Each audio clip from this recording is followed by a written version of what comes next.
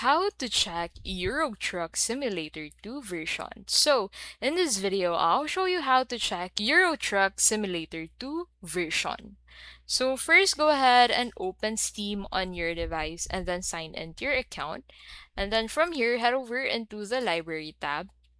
And then on the Library tab, go ahead and right-click on Euro Truck and then select Properties.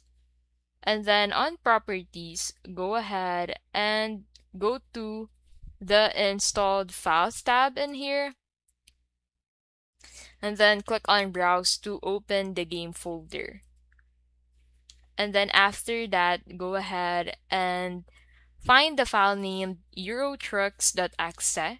Right-click and click on Properties, and then click on Details tab, and then look for Product Version, and this is your current game version. So if you also launch the game, you'll be able to find the Euro Truck Simulator 2 version at the bottom left corner of the main menu screen. The version number is usually displayed there. And that is how you can basically check Euro Truck Simulator 2 version.